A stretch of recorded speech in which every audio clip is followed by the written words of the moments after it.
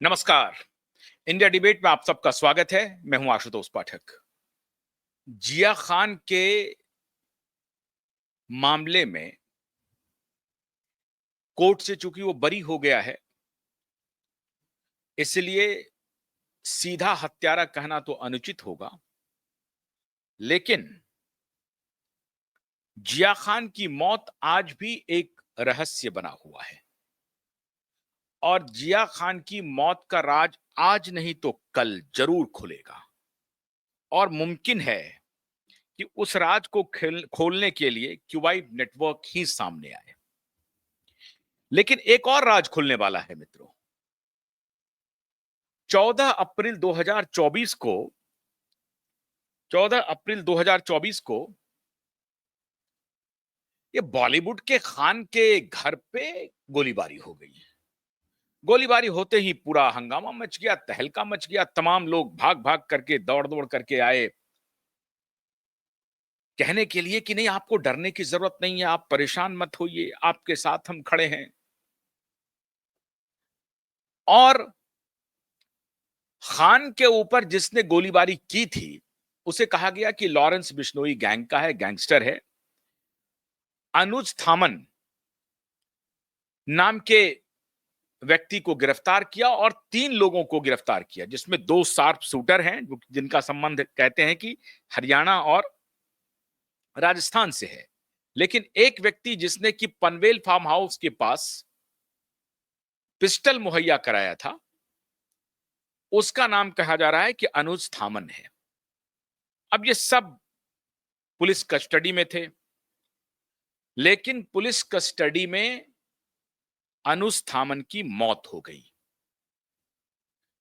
और जो मुंबई पुलिस ने कहानी बताई कि उसने अपने जान को खत्म करने की कोशिश की, अपनी जान लेने की कोशिश की, हम लोगों ने बहुत प्रयास किया बचाने की, हम उसे अस्पताल भी ले गए, हम लोग मतलब पुलिस वाले, और अस्पताल में डॉक्टरों ने भी बड़ी कोशिश की।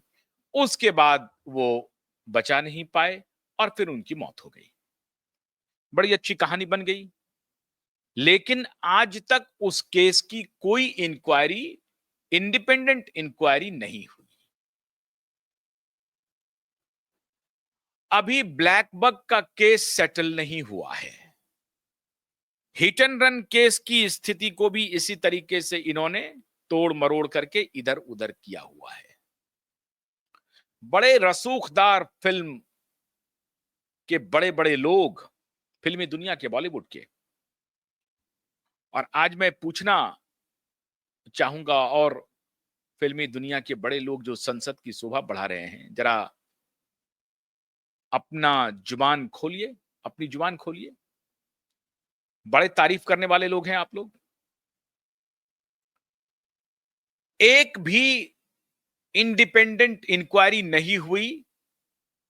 चूंकि सलमान खान के ऊपर वो हमला किया था, हमला करवाने में उसकी मदद थी, इसीलिए वो अगर अपने अपने सुसाइड कर लिया तो भी कोई बात नहीं है। भाई, हमलावर था, मर गया। पुलिस कस्टडी में इंडिपेंडेंट जांच नहीं हुई। कोई इंक्वायरी कमेटी अब की कोई रिपोर्ट नहीं है पब्लिक में कि सरकार ने सलमान खान पर हमला करने वाले व्यक्ति के खिलाफ जो जो हमला किया था उसकी मौत पुलिस कस्टडी में कैसे हो गई, क्यों कर हो गई, क्या कारण था, इसकी कोई इंक्वायरी नहीं हुई। लेकिन बस एक खबर दे करके मीडिया में खबर आ गई, मीडिया वालों ने भी कोई सवाल नहीं पूछा। कोई सवाल नहीं पूछने की हिम्मत नहीं है। बॉलीवुड के जो मीडिया के लोग हैं, मैं हैरान हूं कि जो कुछ मुट्ठी भर ईमानदार लोग होंगे, माफ कीजिएगा, मुट्ठी भर ईमानदार लोग होंगे, उनकी हैसियत नहीं होगी। बेचारे वो लिखना भी चाहते होंगे, कुछ स्टोरी को ब्रेक भी करना चाहते होंगे, ब्रॉडकास्ट टेलीविजन पे चलाना भी चाहते होंगे, टेलीविजन पे, मेन स्ट्रीम मीडिया में, कहीं चली नहीं। अखबारों में कोई खबर छपी नहीं। मुख्यमंत्री मंत्री तो उनके घर पे जाकर के डेरा डालते हैं। अभी मित्रों एक खबर आ रही है 19th season of big boss, इससे चरित्रहीन, इससे घटिया, समाज को तबाह करने वाला, घटिया, परले दर्जे का, दो कौड़ी का सीरियल आज तक नहीं आया था टेलीविजन पे। जो ये व्यक्ति प्रोड्यूस करता है और उसकी एंकरिंग करता है और अपने को बिग बॉस बनाता है। भारत को तोड़ने की साजिश में ये शख्स शामिल है। ये बॉलीवुड और जो जो दिखता है वो बिकता है। ये इन्होंने ही, ये इन जैसे लोगों ने ही ये नया शगुफा छोड़ा। जो दिखता है वो बिकता है, और दिखने के लिए आप कुछ भी कर लीजिए फिर तो वो बिक ही जाएगा। ये इनका कहना है। इनको मजरू सुल्तानपुरी में कोई दिलचस्पी नहीं है। मजरू सुल्तानपुरी को दादा फाल्के पुरस्कार जब मिला, उसके बाद पत्रकारों ने पूछा कि आप चर्चित होने के लिए और कुछ गाना क्यों नहीं लिखते हैं। उन्होंने कहा कि मैं चोली के पीछे क्या है मैं नहीं लिख सकता हूं, बहुत अगर आऊंगा नीचे तो पापा कहते हैं बड़ा नाम करूंगा तक ही लिख पाऊंगा। चोली के पीछे क्या है लिखने वाले बहुत सारे लोग हैं, वो लिखेंगे। तो ये एक पैमाना हुआ करता था लिरिसिस्ट का, म्यूजिक डायरेक्टर का। लेकिन इनको उससे कोई लेना देना नहीं। जो अच्छे गायक हैं उनको धमकी देना, उसको डराना, उसको धमकाना, उसको इंडस्ट्री से आउट करना, इसमें इनकी दिलचस्पी है इस खान की। तो माननीय खान साहब अभी 19वां सीजन बिग बॉस का लेकर के आ रहे हैं और उसके बाद कह रहे हैं कि मिलते हैं। अभी इन्होंने एक पोस्ट किया है और उससे कयासों का बाजार बहुत गर्म हो गया है। और तभी मैं कहता हूं कि भारतीय राजनीति, ये बेशर्मी की अगर कोई मिसाल आपको देखनी हो तो भारतीय राजनीति में ढूंढ लीजिए। अजब तरह की बेशर्मी है।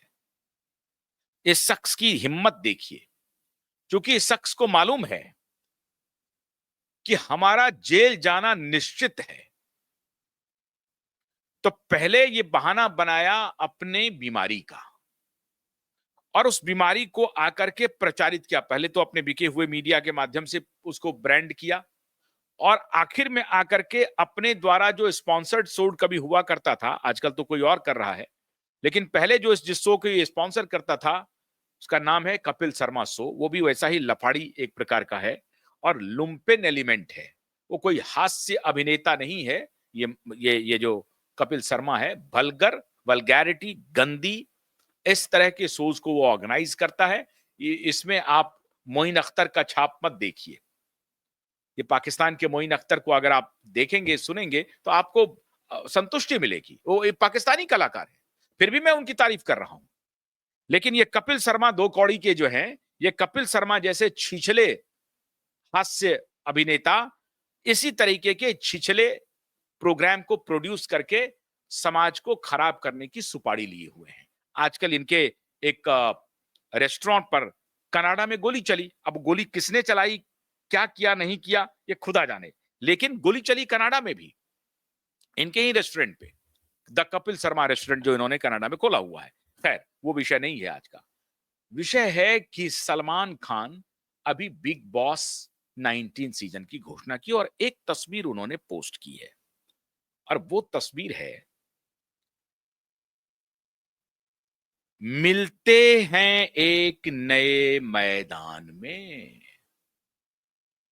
ये तस्वीर देखिए, सामने लोगों की भीड़ है और ये भाईजान अपना ये ऐसे करके अभिवादन की मुद्रा में है। बैक साइड का फोटो है और ये इन्होंने पोस्ट किया है, मिलते हैं एक नए मैदान में। अब ये इससे दो बातें हो सकती है, या तो सीजन 19 का जो बिग बॉस आ रहा है उसमें कुछ इसी तरीके का बनेगा, या तो पॉलिटिशियन बन जाएगा या कुछ बन जाएगा, कुछ इस तरह का नाटक करेगा, या कयास लगाए जा रहे हैं कि सलमान खान भारतीय राजनीति में भी प्रवेश कर सकते हैं। 60-61 साल के हो चुके हैं ऑलरेडी ये, तो अब ये करेंगे क्या? और अभी एक गंभीर बीमारी से ग्रस्त हैं, पता नहीं क्या होगा, तो बीमारी का भी नाटक लगा दिया। और ये सिंपैथी गेन करने के लिए अब एक नया सिगुफा इन्होंने छोड़ दिया कि मैं राजनीति में भी एंटर कर सकता हूं। ये कयासों का बाजार गर्म है। अभी सलमान खान ने इसकी पुष्टि नहीं की है, लेकिन ये जो नया फोटो पोस्ट किया है, मिलते हैं नए मैदान में, इसका मतलब लोग लगा रहे हैं कि सलमान खान राजनीति में आ सकते हैं। क्यों आ रहे हैं राजनीति में? समाज सेवा करने के लिए। बीइंग ह्यूमन का खेल खत्म हो गया इनका। बीइंग ह्यूमन का इन्होंने टी शर्ट निकाला, सब कुछ किया, ब्रांडिंग किया, सब कुछ किया, बीइंग ह्यूमन। ये टोटल इनह्यूमन होकर के बीइंग ह्यूमन का ये बात बोल रहे हैं। ये जया बच्चन को, ये मेल जया बच्चन है। जया बच्चन के ऊपर तो मैं अलग से शो करना चाहता हूं, लेकिन फिर भी एक अभी जिक्र हो गया है तो थोड़ी चर्चा कर दूं। 2 दिन पहले पार्लियामेंट में जया बच्चन ने सरकार को कहा, हिदायत दी सरकार को कि ह्यूमिलिटी रखिए आप, सरकार को अहंकारी नहीं होना चाहिए, सरकार को विनम्र होना चाहिए। ह्यूमिलिटी की बात कहा जा रहा है, सरकार के लिए प्रयोग किया जा रहा है कि आप हम्बल बनिए। कौन कह रही हैं? जया बच्चन कह रही हैं। वो जया बच्चन जो अपने नखड़े के लिए, तनुक मिजाजी के लिए पूरी दुनिया में मशहूर है। उनके पतिदेव नाराज हैं, उनके पतिदेव नाखुश हैं माननीय जया बच्चन के इस व्यवहार से। और वो जया बच्चन पार्लियामेंट में on the floor of the house 4 minute का उनको समय मिला था, और 4 मिनट के समय में वो 3 मिनट तक यही बोलती रही कि ह्यूमिलिटी होनी चाहिए। और बड़े एक जब 2-3 बार इन्होंने कहा, उधर से जो अपोजिशन के लोग थे उन्होंने टोका टोकी की, तो बगल में बैठी हुई थी प्रियंका चतुर्वेदी, शिवसेना उद्धव की नेता प्रियंका चतुर्वेदी ने रोका, तो कहा कि don't disturb me, don't try to control me Priyanka. Humility देखिए इनका, एक क्षण में इनकी ह्यूमिलिटी खत्म हो गई। जिस विनम्र भाव की बात माननीय जया बच्चन जी कर रही हैं, 1 सेकंड में इनकी विनम्रता फुर्र हो गई। फौरन इन्होंने प्रियंका चतुर्वेदी को कहा कि don't try to control me, don't control me. वो यही कह रही थी कि गुस्साइएगा नहीं। क्या बुरा कह रही थी? अगर उन्होंने मुस्कुराते हुए कहा कि गुस्साइएगा नहीं, गुस्सा मत कीजिए, कहिए, तो कहा डोंट ट्राई टू कंट्रोल मी, और ये फिर टॉक ऑफ द टाउन हो गया। और 3 मिनट तक ये ह्यूमिलिटी सिखलाती रही भारत सरकार को कि हम्बल बनिए। और फिर कहा कि ये ऑपरेशन का नाम सिंदूर क्यों रखा? सिंदूर तो लोगों की, महिलाओं की उजड़ गई, और आपने ऑपरेशन सिंदूर रखा। ये कितनी बड़ी दार्शनिक है। खैर, तो ये माननीय जया बच्चन जो हैं, इनकी ह्यूमिलिटी का उदाहरण तो मैंने दे ही दिया। अब ये माननीय सलमान खान कोशिश कर रहे हैं कि अगर जेल जाने से बचना है तो बेहतर हो कि हम राजनीति में प्रवेश कर जाएं। इच्छा बलवती हो रही होंगी, लग रहा होगा कि वहां थोड़ा और सम्मान मिल जाएगा, वहां जाएंगे, कुछ बोलेंगे। बोलने तो आता नहीं है, पढ़ा लिखा बिल्कुल नहीं है, जीरो है, सिफर, जीरो, ड्रॉप आउट ही है मेरे ख्याल से ये। तभी तो ये सुशांत से नफरत का कारण क्या था? सुशांत एक ब्रिलियंट इंजीनियर, पढ़ा लिखा, और जितने पढ़े लिखे इंजीनियर, एमबीए लोग अभी इन्हीं की बिरादरी के एक हैं, कश्मीर के शानदार एक्टर, यहां जामिया से पढ़ाई करके गए हैं, दिल्ली से बेचारे पढ़ करके गए हैं, लेकिन और बहुत स्मार्ट, पढ़ाई लिखाई में तेज, एक्टिंग बढ़िया, उनको जगह नहीं मिल रही है।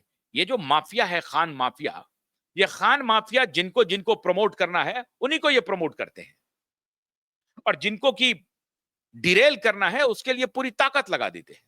उसको डिरेल करो कैसे भी करके। तो आजकल ये कलयुग है, इनके चाहने वाले भी कुछ हो जाएंगे राजनीति में, इनके लिए पलक पावड़े भी बिछा देंगे। क्या पता एकनाथ शिंदे पलक पावड़े बिछा रहे हो, क्या पता कहीं फडणवीस ही बिछा रहे हो, मुझे नहीं मालूम। मैं फडणवीस जी पर भरोसा नहीं करता, और क्यों नहीं करता, अब से थोड़ी देर बाद मेरा शो देखिएगा। मैं इनके बारे में कुछ कहने वाला हूं, तो मुझे नहीं मालूम कि हो सकता है कि फडणवीस जी भी हॉबनॉबिंग कर रहे हो। ये आशंका है। अगर मती मारी जाएगी भारतीय जनता पार्टी की, तभी सलमान खान को लेके आएंगे वो।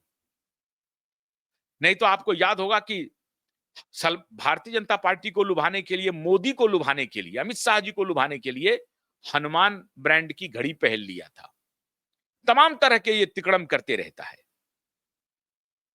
और उसी तिकड़म के सहारे अब ये अपने दोस्तों को, डिनो मौर्या को, सूरज पंचोली को, रिया चक्रवर्ती को, लगातार पार्टीज का दौर चलता रहा। रिया चक्रवर्ती, डिनो मौर्या, सूरज पंचोली, वो जो संदीप सिंह है, ये सारे गुंडे, माफिया, जो एक्टिंग के नाम पर माफिया राज चला रहा है, जिनके नाम ड्रग पेडलिंग में आ चुका है, नारकोटिक्स डिपार्टमेंट के पास जिनके सारे डिटेल है, उनके साथ इनकी पार्टी चलती है।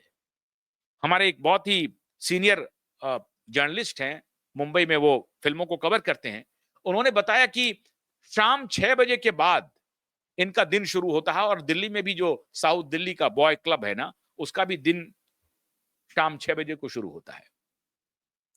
तो शाम 6 बजे के बाद इनकी दिन की शुरुआत होती है, और उसमें फिर ये जो संजय दत्त हो गए, सलमान खान हो गए, इन जैसे लोगों की चौकड़ी बैठती है, और ये लोग घूमते रहते हैं बड़ी बड़ी गाड़ियों में, मय का प्याला लेकर के घूमते रहते हैं।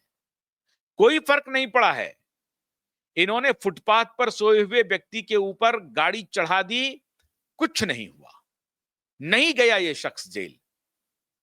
आज अगर छोटा व्यक्ति, कोई भी एक मजदूर जो दिन की दिहाड़ी करता है, उससे अगर ऐसी घटना हो गई होती, तो आज मृत्यु की सजा उसे मिल जाती।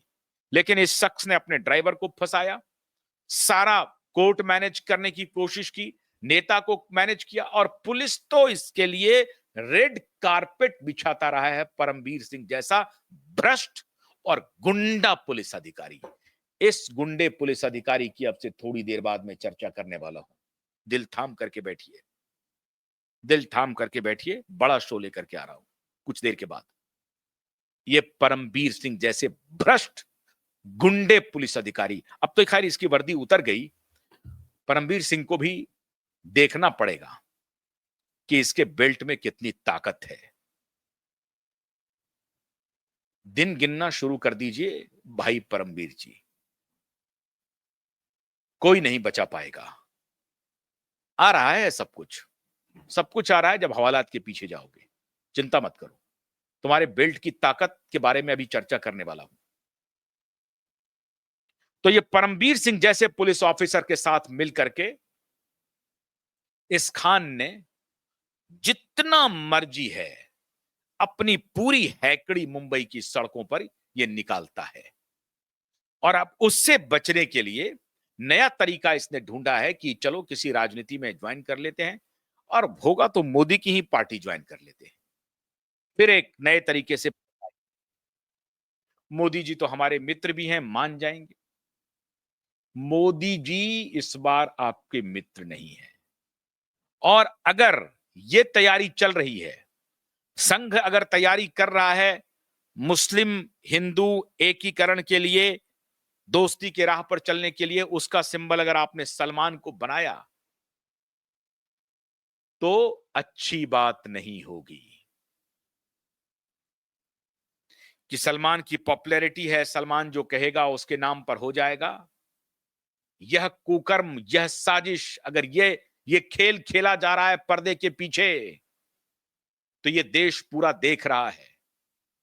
ऐसे चरसी गैंग के मुखिया को अगर राजनीति में प्रवेश कराने की कोई साजिश पर्दे के पीछे चल रही है, तो मैं आज कह रहा हूं कि क्यूबाई नेटवर्क आखिरी सांस तक इस साजिश को एक्सपोज करेगा और इसके खिलाफ मोर्चे बंदी करेगा। ऐसे भ्रष्ट जिन्होंने सूरज पंचोली जैसे एक आवारा लड़के को, जिसके खिलाफ मर्डर का चार्ज था, सीबीआई ने चार्जशीट फाइल किया, और उसके बाद उसको बचाने में अपनी भूमिका अदा की इस शख्स ने। आज भी जिया की मां दर दर भटक रही है, दर दर। कोई न्याय नहीं मिल रहा है। ख्वाजा यूनुस खान की मां दर दर भटक रही है, सचिन बाजे ने जो मर्डर किया था, कोई न्याय नहीं मिल रहा। जिसने हमला किया उसने सुसाइड कर लिया पुलिस कस्टडी में। मैं दावे के साथ कह सकता हूं कि उसमें कुछ पुलिस वाले और सलमान खान पूरी तरह से मिले हुए हैं। उसकी जो मौत हुई है पुलिस कस्टडी में, वो मृत्यु नहीं है, वो हत्या है। इसकी इंक्वायरी खुलेगी और खोली जाएगी। थोड़ा इंतजार करो सलमान, थोड़ा इंतजार करो जरा। ये दिशा और सुशांत का जरा केस को पटरी पर ले आए, जो पटरी पर आ चुकी है, जरा उसमें कुछ निर्णायक फैसले आने का इंतजार करो। उसके बाद मुंबई पुलिस की कस्टडी में जिस व्यक्ति की मौत हुई उस केस को खोला जाएगा और जिया खान के केस को रीओपन किया जाएगा। रीओपन होगा जिया खान का केस। जिस प्रकार से जेसिका लाल की हत्या हुई थी और कोर्ट ने सबको बरी कर दिया था और दूसरे दिन मीडिया में खबरें आई, Jessica Lal killed but no one killed Jessica. Jessica की मृत्यु तो हुई, मारा गया, लेकिन किसने मारा यह पता नहीं। No one killed Jessica. उसी तरीके से अगर उसमें क्लीन चिट मिल भी गई है जिया खान के केस में, तो क्यूआई नेटवर्क उसकी सारी तहकीकात कर रहा है और जैसे ही हमें कोई सबूत मिला, जो मिलेगा 100% मिलेगा, हमारा इन्वेस्टिगेशन जारी है। जैसे ही वो हमें सबूत मिलेगा वो केस रीओपन होगा और मैं दरखास्त करूंगा आदरणीय नीलेश ओझा जी से, अपने वकीलों की टीम से, कि इस केस को भी रीओपन किया जाए।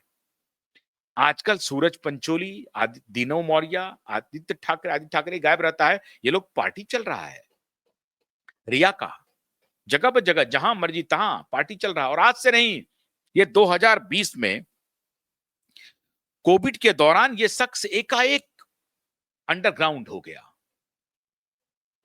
13-14 जून के बाद, जैसे ही सुशांत की हत्या होती है, उसके बाद, सुशांत की हत्या के बाद गायब। इसका जो एडवर्टीजमेंट आता था टेलीविजन पे, वो एडवर्टीजमेंट भी हटा लिया। ये गोल्डी मसाले का एडवर्टीजमेंट आता था, ये की एडवर्टीजमेंट अभी ज्यादा चलता है इसका, गोल्डी मसाला।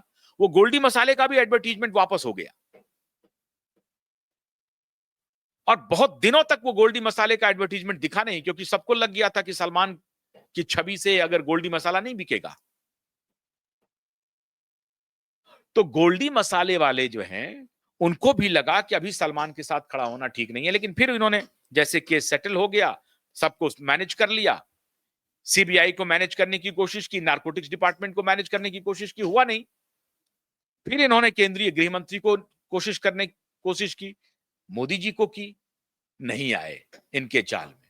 और अभी जो फिल्म के लिए जो एक बड़ा कार्यक्रम हुआ, जिसमें सरकार ने पहला चोट किया इनके ऊपर, पहला चोट किया, रवाना कर दिया इनको, बोला उस कमेटी में नहीं रहोगे। आमिर खान को लिया लेकिन इसको नहीं लिया, इसको नहीं लिया, क्योंकि अनुपम खेर वहां मौजूद थे और बाकी लोग भी मौजूद थे।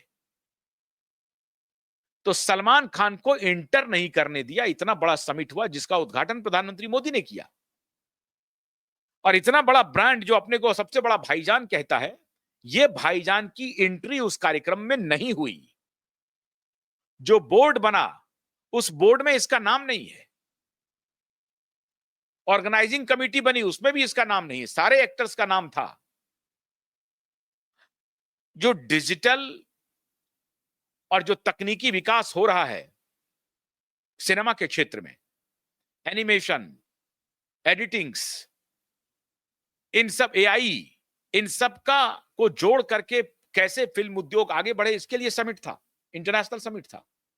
समिट में कोई जगह नहीं मिली इस खान को, बुलाया तक नहीं, निमंत्रण तक नहीं दिया।